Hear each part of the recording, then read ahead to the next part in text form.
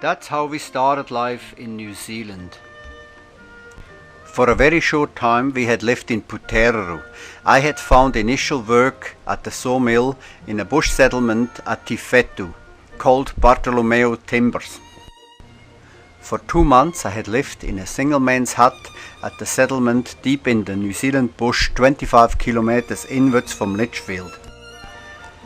I was very happy when a job opportunity came up at the Tirau bakery. Even so, the work I had to do there was a far cry from what I had learned as a specialist confectioner in Switzerland.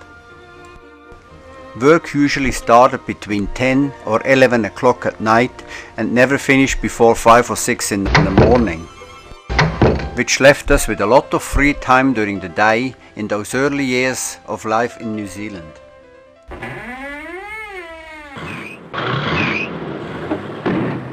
The old lawnmower I had found under the house had finally given up its ghost, and with our old Ford Prefect I drove to town to get something a little bit more up to date.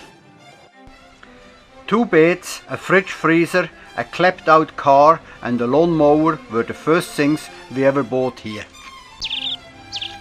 For about $6 a week we had rented a house with a double section, had a huge orchard at the back with plums, peaches, pears and apricots.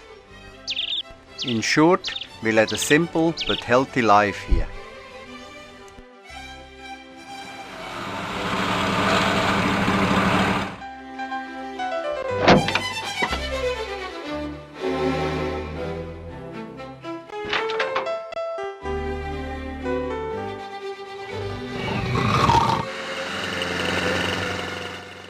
Sure enough, this second-hand 4-stroke Morrison mower made life a lot easier for me.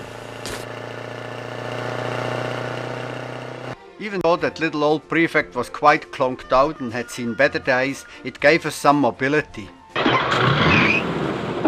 With its 3 gears and vacuum-powered windscreen wipers, it had its weak points, to say the least. Ursula learned to drive with it, and that was okay with us. As time went on, we got more and more settled. As often as we could, and especially on nice days, we started to explore the surroundings of the South Waikato. In those early days I could hardly speak English, so we stuck to the Swiss community as much as we could. They gave us a lot of support. People like the Schweizers, the Wüterichs and the Niefelers taught us a lot of how to live in this foreign land, and we became good friends forever. For more than 2 years we lived in Tirau. The work at the bakery was a bit monotonous and I started to look for another job.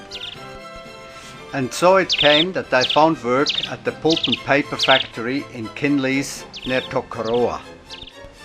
Together with a well-paid job came a brand new 4-bedroom house and a 1/4 acre section.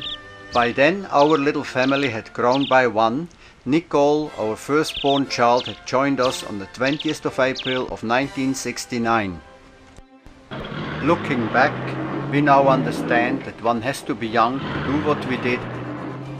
We had very few earthly possessions in those days. We had each other and a big future to look forward to. And yeah, life was totally different to what we were used to. A return back to Switzerland was not an option in those days.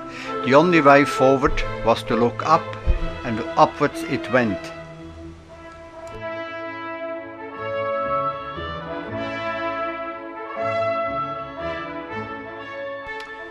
Yep, that's how it was.